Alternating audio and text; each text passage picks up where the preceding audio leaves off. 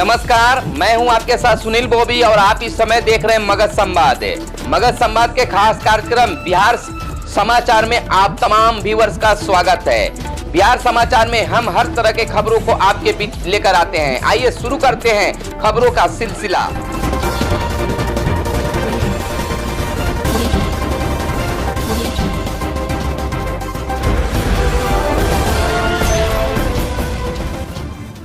असंभव को संभव करेंगे, डीएम और एसपी के साथ डीईओ।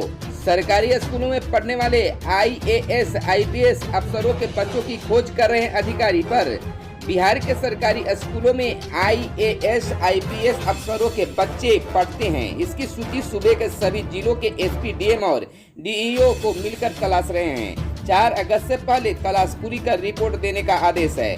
पटना हाईकोर्ट के आदेश पर सरकारी स्कूल में पढ़ने वाले आईएएस आईपीएस और डीईओ और सेकेंड ग्रेड के अफसरों के बच्चों को चिन्हित किया जा रहा है। अब तक की जो जानकारी उसमें संख्या न के बराबर है, यानी अफसरों के बच्चे सरकारी स्कूलों में नहीं पढ़ते हैं। दरअसल हाई कोर्ट के आदेश पर यह रिपोर्ट तैयार की जा रही है, लिहाजा अफसर साफ साफ बोलने से बच रहे हैं। एक जिले के डीईओ ने कहा कि आईएएस आईपीएस और सेकेंड स्तर के अफसरों के बच्चे बिहार के सरकारी स्कूलों में पढ़ते हैं, यह आश्चर्यजनक लगता है। लेकिन आपको बता दें कि दरअसल शिक्षा विभाग ने सरकारी स्कूलों में पढ़ने वाली आईएएस और आईपीएस अफसरों के बच्चों की जानकारी मांगी है। शिक्षा विभाग ने 23 जुलाई को सभी डीएम एसपी को रिपोर्ट तैयार करने को कहा था। पटना हाईकोर्ट के अंतरिम आदेश पर सरकार हरकत में आई। इस मामले में मुख्य सचिव 4 अगस्त को इसकी समीक्षा करेंगे। शिक्षा विभाग ने भारतीय प्रशासनिक सेवा, भारतीय पुलिस सेवा के पदाधिकारियों की बच्चों की पढ़ाई के संबंध में जानकारी मांगी है। प्रधानमंत्री पद के लिए नीतीश कुमार भी दावेदार। जदयू ने कहा पीएम मटेरियल हैं बिहार के सीएम। जदयू संसदीय बोर्ड के अध्यक्ष उपेंद्र कुशवाहा ने रविवार को बड़ा बयान देते हुए कहा है कि मुख्यमंत्री नीतीश कुमार पीएम मटेरियल हैं और प्रधानमंत्री बनने के लिए जो गुण चाहिए वे नीतीश कुमार में मौजूद है। उपेंद्र कुशवाहा ने कहा कि पीएम मोदी के अलावा जो कुछ नेता पीएम बनने योग्य हैं उनमें सीएम नीतीश कुमार भी शामिल हैं। उपेंद्र कुशवाहा ने पीएम मोदी को लेकर भी बड़ी बात कही है। उन्होंने कहा कि नरेंद्र मोदी देश के प्रधानमंत्री है, जनता ने उनको प्रधानमंत्री बनाया है, अच्छा काम कर रहे हैं, लेकिन उनके अतिरिक्त और भी कई लोग हैं जो प्रधानमंत्री बनने की काबिलियत रखते हैं। कुशवाहा ने आगे कहा है कि जब तक नरेंद्र मोदी प्रधानमंत्री हैं तब तक उनके पद को चुनौती देने की बात नहीं कह रहा हूँ। हम लोग गठबंधन में उनके साथ मजबूती से हैं, लेकिन उनके अलावा भी कई लोग पीएम बनने के काबिल हैं। वहीं जातीय जनगणना को लेकर उपेंद्र कुशवाहा ने कहा है कि केंद्रीय मंत्री राजनाथ सिंह संसद में कह चुके हैं कि वह जातीय जनगणना कराएंगे। जरूरत इस बात से देश में माहौल बनाकर जातीय जनगणना करानी चाहिए। जातीय जनगणना पर तेजस्वी समेत जिन्हें भी साथ आना है वे आएं। सीएम नीतीश कुमार के जनता दरबार के बाद बीजेपी फिर से शुरू करेगी सहयोग कार्यक्रम। पार्टी ऑफिस में मंत्री सुनेंगे फरियादों की बात। आज से बीजेपी का जनता दरबार होगा शुरू। 5 साल के लंबे गैप के बाद मुख्यमंत्री नीतीश कुमार के जनता दरबार कार्यक्रम की शुरुआत की। पिछले महीने मुख्यमंत्री जनता दरबार कार्यक्रम में एक बार फिर से मौजूद होने लगे, लेकिन अब बीजेपी भी अपने मंत्रियों को जनता की फरियाद सुनने के लिए बैठाने वाली है। बीजेपी एक बार फिर से सहयोगी कार्यक्रम शुरुआत करने जा रही है। आपको बता दें कि एनडीए के शुरुआती शासन में सहयोग कार्यक्रम की शुरुआत की गई थी। इसमें सोमवार से लेकर शनिवार तक के पार्टी कार्यालय में हर दिन किसी न किसी विभाग से जुड़े बीजेपी के मंत्री मौजूद रहते थे। इस दौरान लोग और कार्यकर्ता उनसे अपनी फरियाद कर सकते थे। एक बार फिर से आज से फरियादी के लिए कार्यक्रम शुरू किया जा रहा है, यानी कि आज से जनता दरबार बीजेपी के द्वारा कार्यालय में बीजेपी कार्यालय में लगाया जाएगा।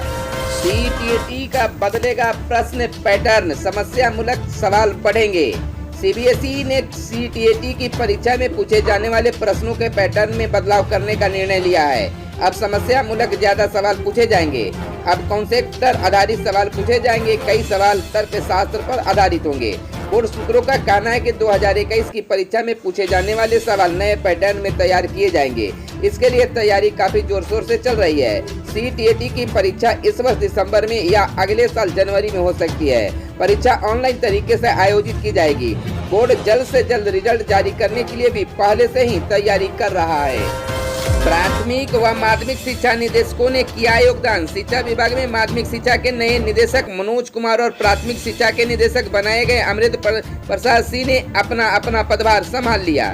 दोनों नए निदेशकों का विभागीय अधिकारियों और कर्मचारियों ने स्वागत किया। दायित्व संभालने के पहले दिन निदेशक अपने अपने महकमे में कामकाज को समझने में लगे रहे।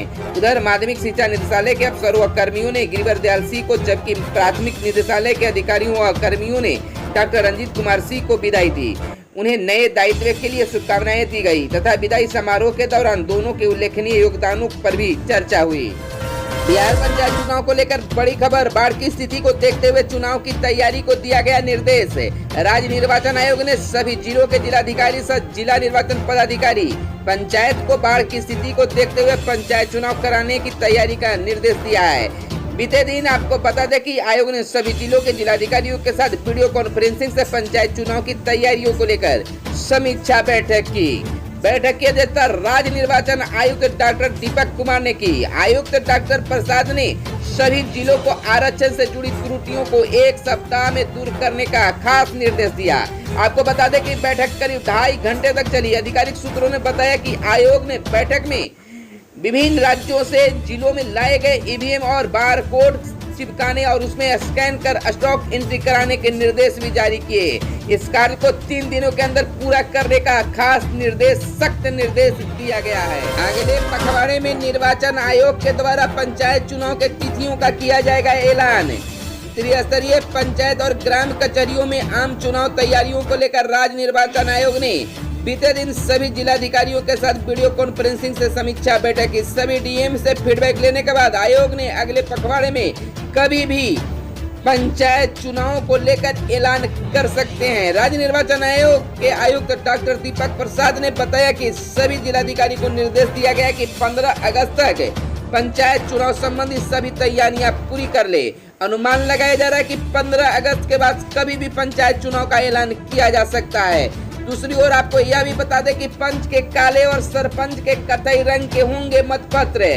बिहार में ग्राम कचहरी के पंच और सरपंच पद पर चुनाव के लिए राज्य निर्वाचन आयोग ने मतपत्र छपवाने की तैयारी तेज कर दी है और पंच के काले और सरपंच के कथई रंग के मतपत्र होने की बात सामने आई है।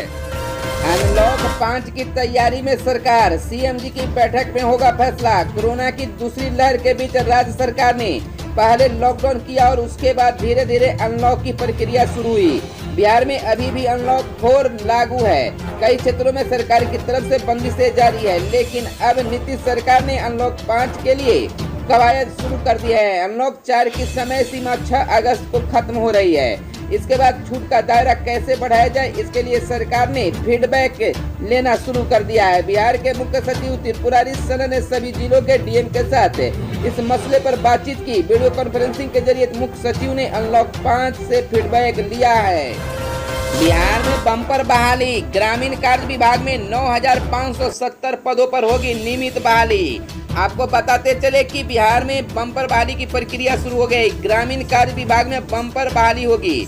विभागीय स्तर पर ग्रामीण सड़कों की मरम्मत के लिए जूनियर इंजीनियर सहित अन्य पदों पर बहाली का खाका तैयार किया गया है। कुल 9,570 पद पर बहाली होनी है। राज्य कैबिनेट से मंजूरी लेने के बाद बहाली की अधियाचना संबंधित आयोग को भेजी जाएगी। नियमित बहाली पर सरकार को सालाना 300 करोड़ से अधिक का खर्च आएगा। विभागीय अफसरों के अनुसार विभाग के अधीन 1070 सेक्शन है। हर सेक्शन में एक जूनियर इंजीनियर, एक सरेसर जो ITI उत्तीर्ण होंगे, एक वर्क सरकार लोअर डिवीजन क्लर्क व एक कार्यालय अनुसेवक की बहाली होगी। इस हिसाब से बिहार में 5,350 कर्मियों की जरूरत होगी। इन पदों पर मात्र 1,070 पद ही सृजित हैं। इसे देखते हुए विभाग ने 4,280 पद सृजित करने का निर्णय लिया है। ग्रामीण कार्य के हर डिवीजन में 9 कर्मचारी होंगे बहाल। ग्रामीण कार्य विभाग में 534 वर्क सब डिवीजन हैं। सब डिवीजन में एक सहायक अभियंता, एक अपर डिवीजन क्लर्क, एक लोअर डिवीजन क्लर्क, एक अमीन, एक भंडारण पाल, एक ड्राइवर, एक चौकीदार और 2 अनुसेवक यानी कुल 9 कर्मियों की बहाली होगी। इसके अनुसार बिहार में 4,806 कर्मियों की बहाली की जरूरत होगी। विभाग में अभी मात्र 534 पद ही स्वीकृत है। इसे देखते हुए विभाग ने 4,272 नए पदों का सृजन करने का निर्णय लिया है। सूबे में पुलिस पदाधिकारियों और कर्मियों के 58,000 पद रिक्त। विजेंद्र यादव का आया बड़ा बयान। उन्होंने कहा बिहार में पुलिस विभाग में करीब 58,000 पदाधिकारियों और कर्मियों के पद खाली हैं। यह जानकारी सरकार की ओर से प्रभारी मंत्री विजेंद्र यादव ने सदन में दी है। सरकार ने बताया है कि राज्य में स्वीकृत पद के आलोक में 574 पद थे। उन्होंने बताया कि राज्य में पुलिस पदाधिकारी व कर्मियों के स्वीकृत पदों की संख्या 1,42,217 है, जबकि वर्तमान में 87,165 पुलिस पदाधिकारी व कर्मी कार्यरत हैं। उत्तर मध्य रेलवे में भर्ती। उत्तर मध्य रेलवे ने अप्रेंटिस के 1,664 पदों पर निकाली भर्ती। कल से आवेदन कर सकेंगे 10वीं पास कैंडिडेट। आपको बता दें कि उत्तर मध्य रेलवे ने अप्रेंटिस के 1,000 से ज्यादा पदों पर भर्ती के लिए नोटिफिकेशन जारी किया है। इस रिक्रूटमेंट ड्राइवर के जरिए कुल 1,664 पदों पर नियुक्ति की जाएगी। इन पदों के लिए आवेदन प्रक्रिया आज यानी 2 अगस्त से शुरू होगी। इच्छुक कैंडिडेट इन पदों के लिए ऑनलाइन आवेदन कर सकते हैं। आवेदन प्रक्रिया 1 सितंबर तक जारी रहेगी।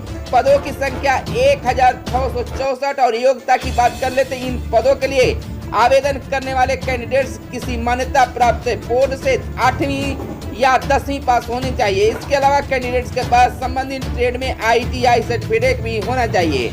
अगर आयु सीमा की बात करें तो आवेदन करने वाले कैंडिडेट्स की न्यूनतम उम्र 15 साल और अंतरिम उम्र 24 साल से ज्यादा नहीं चाहिए।